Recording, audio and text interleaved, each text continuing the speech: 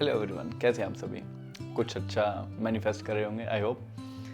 तो जैसे अभी मैंने एक टर्म यूज़ की, मैनिफेस्ट कर रहे होंगे। क्या है ये मैनिफेस्टेशन?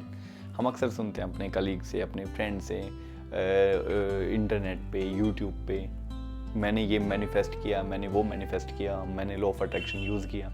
तो क्या चीज़ है ये लॉ ऑफ अट्रैक्शन? ये मैनिफेस्टेशन होता क्या है? तो आज हम इसी पे बात करने वाले हैं। आइए देखते हैं लॉ ऑफ अट्रैक्शन। सबसे पहले हम बात करेंगे लॉ ऑफ अट्रैक्शन की। ये लॉ ऑफ अट्रैक्शन है क्या? तो देखिए, अगर हम ध्यान दें, यहाँ पे एक टर्म है अट्रैक्शन। तो यहाँ पे कौन किसको अट्रैक्ट कर रहा है?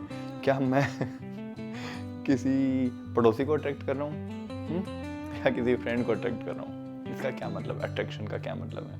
ध्यान से देखिए, यहाँ पे एक सिंपल बेसिक सा रूल होता है कि जैसे अपना लॉ ऑफ ग्रेविटी है, वैसे ही लॉ ऑफ अट्रैक्शन भी है। जैसे लॉ ऑफ ग्रेविटी एक्ट कर रहा है हर समय, वैसे ही लॉ ऑफ अट्रैक्शन भी हर समय एक्ट कर रहा है। अब कोई कहेगा कि सर मुझे तो पता ही नहीं लॉ ऑफ अट्रैक्शन काम ये होता कैसे कैसे काम करता है, तो एक करेगा कैसे?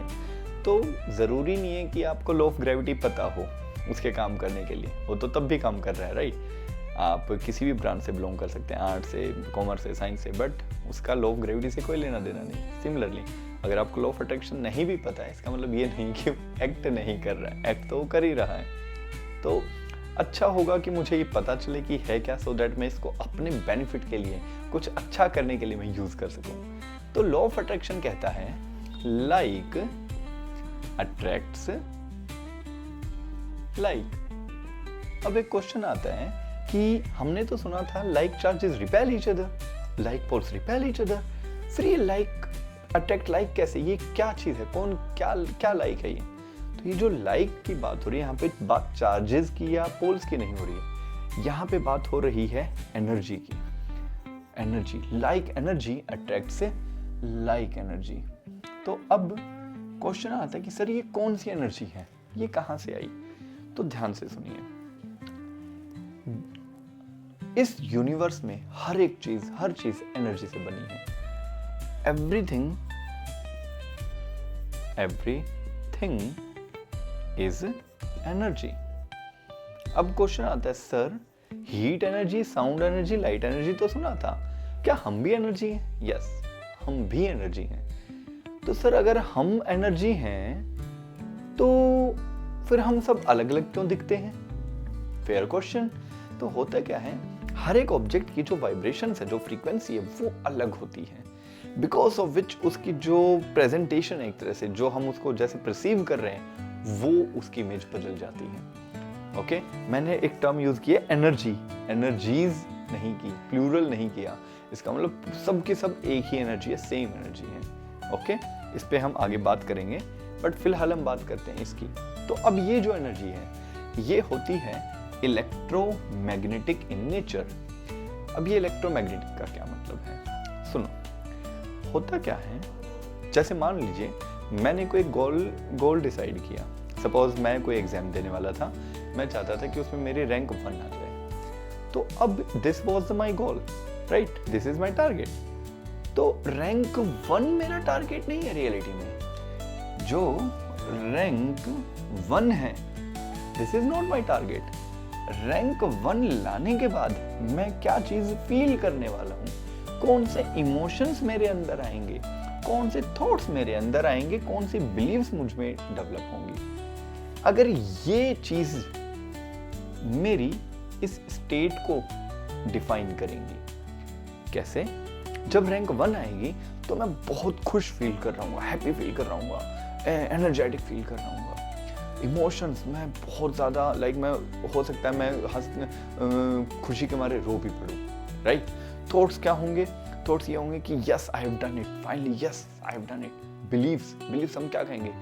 मुझ में कॉन्फिडेंस आएगा कि हाँ मैं कर सकता हूँ। अगर मैं इस एग्जाम में रैंक 1 ला सकता हूँ तो मैं किसी और एग्जाम में भी रैंक 1 ला सकता हूँ। तो ये जो चारों चीजें हैं, ये मेरी उस स्टेट को, उस गोल को डिफाइन करेंगी। तो होता क्या है, जो थॉट्स होते हैं हमारे, थॉट्स ये इलेक्ट्रिक इन नेचर होते हैं।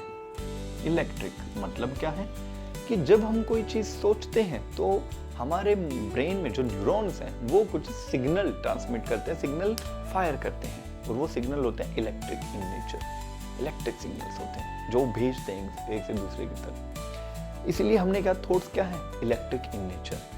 At the same time feeling और इमोशंस जो हैं वो है मैग्नेटिक इन नेचर। जब हम एक पर्टिकुलर थॉट सोच रहे होते हैं और हम उसमें इतना डूब जाते हैं कि हम उससे रिलेटेड जो इमोशंस हैं, जो फीलिंग्स हैं, वो फील करनी शुरू कर देते हैं, तो हमारा हार्ट एक मेजरेबल अमाउंट में मैग्नेटिक फील्ड डेवलप करता है। Yes, this it is true. हम उसको मेजर भी कर सकते हैं प्रॉपर डिवाइसेस के साथ। तो अब होता क्या है, इलेक्ट्रिक मैग्नेटिक। तो ये जो रैंक 1 का गोल था, ये जो स्टेट थी हमारी, ये स्टेट इन चारों की हेल्प से डिफाइन की जा रही है, एक इलेक्ट्रोमैग्नेटिक एनर्जी की हेल्प से। तो अगर मैं अपनी प्रेजेंट एनर्जी का क्या मतलब है, present emotions, feelings, thoughts and believes को इन चारों के साथ अलाइन कर दूं, मैच कर दूं, तो मैं इस स्टेट को अट्रैक्ट करना शुरू कर दूंगा। This is called attraction, law of attraction. और ये कैसे, कितनी देर लगेगी? कोई कहता है सर ये कितनी देर लगेगी, कितने साल, कितने महीने, कितने घंटे? नहीं, कुछ नहीं, ये इंस्टेंटली होता है। अब कहते हैं सर ये कैसे हो सकता है? देखिए, मेरे पास रेडियो है, मैं उस रेडियो से 98.3 रेड एफएम प्ले करना चाहता हूं, तो मुझे क्या करना पड़ेगा? मुझे अपनी रेडियो की जो फ्रीक्वेंसी है वो 98.3 पे ट्यून करनी पड़ेगी, नॉब घुमा के या बटन दबा के, जैसे ही मैं उसको इस फ्रीक्वेंसी पे ट्यून करूंगा, वो क्या करेगा? तुरंत इंस्टेंटली जो भी इस चैनल पे इंफॉर्मेशन टेलीकास्ट की जा रही, कोई गाना है, कोई न्यूज है, कोई एड है, वो मुझे सुनाई देने लग जाएगी। सो दिस वर्क इंस्टेंटली, ये एकदम से इंस्टेंटली वर्क करता है। So this is law of attraction, अपनी प्रेजेंट एनर्जी को अपनी गोल की एनर्जी के साथ मैच करना। This is law of attraction. अब क्वेश्चन ये आता है सर ये होगा कैसे मैच करेंगे? वो बहुत सारी टेक्निक्स हैं उसके साथ, उसके पीछे अलग अलग तरीके से हम वो करते हैं। इसको फिलोसॉफिकली कैसे एक्सप्लेन किया जाता है, फिलोसफी क्या है इसके पीछे की, साइकोलॉजिकली हम इसको कैसे एक्सप्लेन कर सकते हैं, या स्पिरिचुअली कैसे एक्सप्लेन कर सकते हैं, या क्वांटम फिजिक्स की हेल्प से हम कैसे एक्सप्लेन कर सकते हैं। There are so many ways, so many techniques, उसमें हम बात करेंगे इन डिटेल। बट फिलहाल अभी हम देखते हैं law of attraction. This was law of attraction. अब बात करते हैं मैनिफेस्टेशन की कि सर ये लॉ ऑफ अट्रैक्शन ये है, तो फिर मैनिफेस्टेशन क्या है? तो मैनिफेस्टेशन का मतलब होता है कि लॉ ऑफ अट्रैक्शन जो है हमारा, मैं उसको यूज करूं सो दैट मैं एक फिक्स डिजायर्ड या एक स्पेसिफिक डिजायर को अट्रैक्ट कर सकूं, उसको रिजल्ट में कन्वर्ट कर सकूं। That is called manifestation. Means law of attraction तो एक लॉ है, थ्योरी है, और प्रैक्टिकल क्या है? Manifestation. So theory is law of attraction, practical is manifestation. तो हम बात करते हैं मैनिफेस्टेशन की। तो हम कहते हैं using law of attraction produce specific result. Law of attraction use करके हम एक स्पेसिफिक रिजल्ट प्रोड्यूस करते हैं, that will be named as manifestation. कैसे यूज कर सकते हैं, ये यूज करने के तरीके क्या हैं? तो देखो, एक मैं आपको फिलहाल एक हिंट दे सकता हूँ, यहाँ पे समझा सकता हूँ। फिलॉसफी के बेस पे हम कहते हैं इसमें 3 स्टेप होते हैं। स्टेप 1 आस्क, मांगो, पूछो, आस्क कि मुझे ये चाहिए। स्टेप 2 बिलीव, बिलीव करो that you already got the result, तुमने अपनी डिजायर अचीव कर ली है। Step 3 receive. These are 3 steps.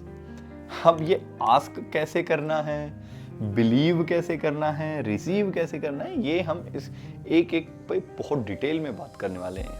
सिर्फ आस्क के ऊपर हम एक वीडियो लेकर आएंगे, एक लेक्चर लेकर आएंगे। सिर्फ बिलीव के ऊपर एक लेक्चर आएगा, डोंट वरी, बहुत डिटेल में हम जाने वाले हैं, सो दैट हम अपनी प्रेजेंट रियलिटी से अपने गोल तक का एक रोड मैप तैयार कर सकें. I will help you to prepare a road map from your present reality to your goal. Okay, till then take care, all the best, happy manifesting. I hope आपको manifestation और law of attraction समझ में आया होगा.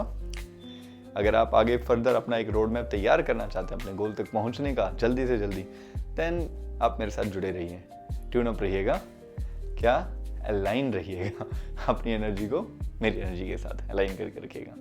Okay, till then all the best, take care, happy manifesting.